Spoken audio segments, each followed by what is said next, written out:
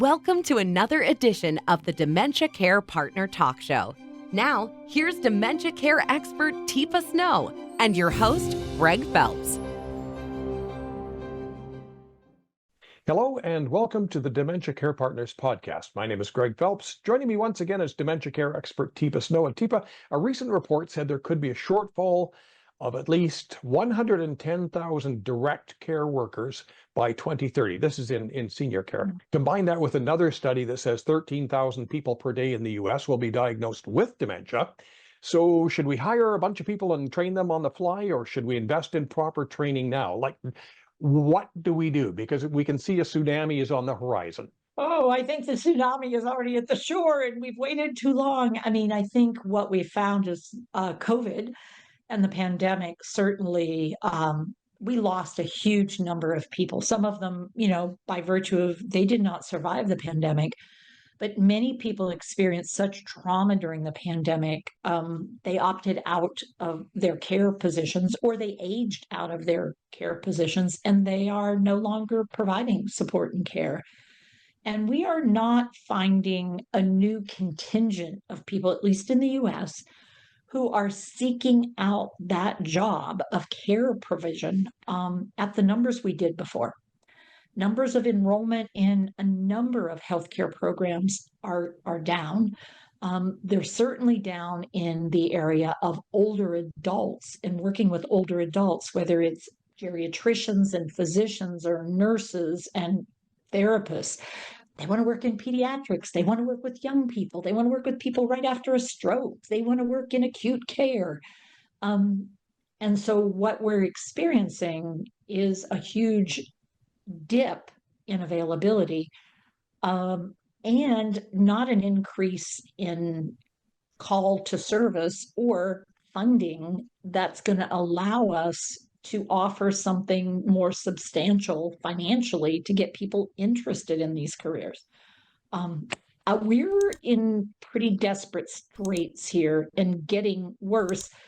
I will say, as we limit immigration or migration or the opportunities for coming into this area and starting to learn the skills and develop the abilities to support someone, given that your culture from where you're coming from has a history of supporting people who are living with changes, and healthcare is something that you'd be interested in. We're really not sort of supporting that behavior, and we are already seeing the outcomes of working short, calling in and not having workers, not being able to fulfill the mandate. They got rid of the mandate because we couldn't even hold the numbers before the mandate in residential and home care. Is it because there's a certain part of society still views that type of care as menial tasks? We know it's specialized. Mm-hmm. We know it's specialized, but most folks think, well, anybody could do that. And as soon as you can, you want to get out of it because it's really hard work and you don't get paid much and people don't look up to you. They see you as, well, what's the difference between doing care for an older adult and doing care for a kid? And it's like, well, there are significant differences, but I would say the same disregard we have for childcare workers is present, and we are seeing the same challenges with having enough resources for those individuals who would like to go and work elsewhere to be able to go and work elsewhere, while people who love to do childcare are available to provide skilled childcare. And we don't seem to, as Western society, value either one. I don't want to play the blame game, but if we put you in the Army, we teach you which end of the rifle the bullet comes out of, and we teach you where the bullets come in. Are we sending too many unarmed people into the trenches in the senior care business? I think as long as all we're teaching people is how to get tasks done, they will be incredibly surprised when they get there and they find out, look, it's a human being in that bed first, and I've got to figure out how to work with the human being before I get to the bed bath. I've got to figure out how to work with a human being, that particular human being. We've got to figure this out before I can get them to get up out of the bed and do this exercise program.